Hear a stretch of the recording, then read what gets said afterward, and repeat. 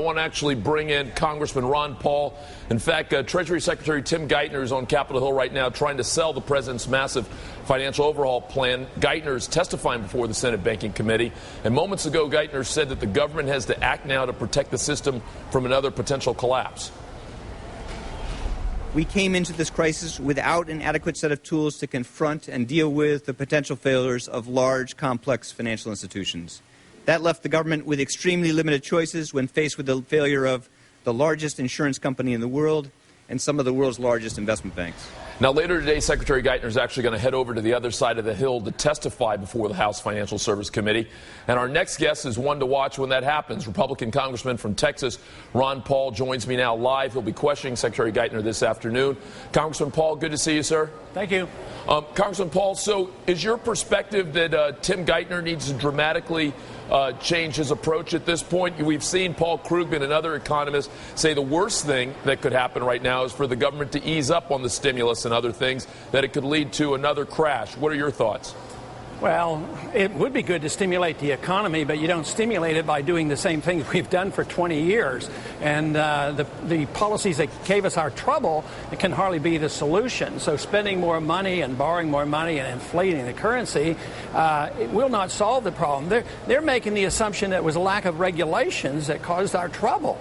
And yet we had banking regulators and we had SEC regulators and FDIC regulators. We had a ton of regulations and they failed. So they say, well, we just need more. It's sort of like what the outcome of Enron was. We passed Sarbanes-Oxley. Now they're trying to repeal Sarbanes-Oxley because it contributed to the problems of the early part of this decade. So I would say they're on the wrong course, and to me it's very, very disturbing that they have no confidence in the free market and they have no interest whatsoever at looking at the root cause, and the root cause is easy credit, artificially low interest rates, inflating the currency, excessive spending, excessive debt, too much taxes, and they're going in the wrong direction. And believe me, there's reason for the polls to be shifting away from the administration because they're digging a bigger hole for us. But Congressman Paul, the first thing you said in that line was easy credit, and are you not at all concerned with the role, for example, that some of the credit rating agencies played in that, which in part allowed people to, A, get more access to credit? I don't just mean individuals, but I mean large corporations. Are you not at all concerned that some of the regulations weren't well enforced? Well, what you're trying to say is the regulations could compensate for the easy credit.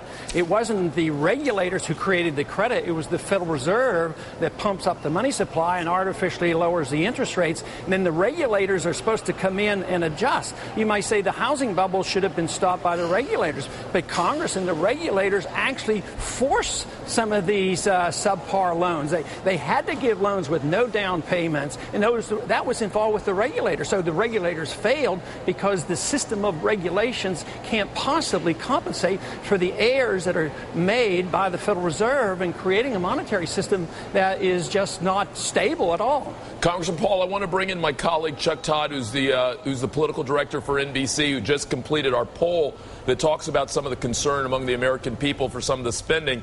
Chuck, do you have a question for Congressman Paul?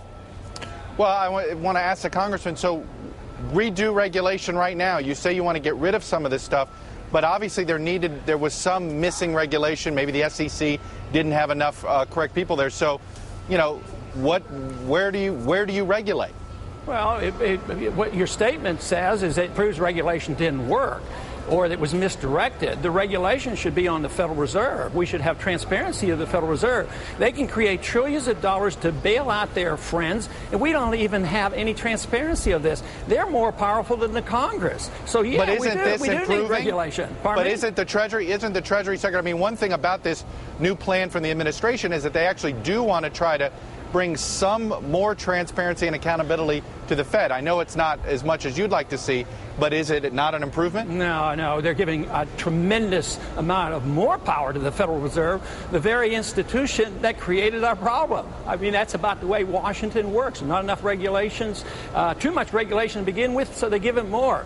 The Federal Reserve creates the problem, so we give them more power. It's fiat money is the problem, so we allow them to double the money supply. You just can't solve the problems that way. That's like saying you can take care of a drug addict by just giving them more drugs. And that's what we do here in Washington. We spend more, we tax more, we print more, we regulate more. We don't have any belief or confidence or understanding of how the Federal Reserve created the problem and how the free market ought to work. Congressman Paul, I hope you'll come back and talk to us a little bit about that more in the future. Thank you so much for joining us. Thank you.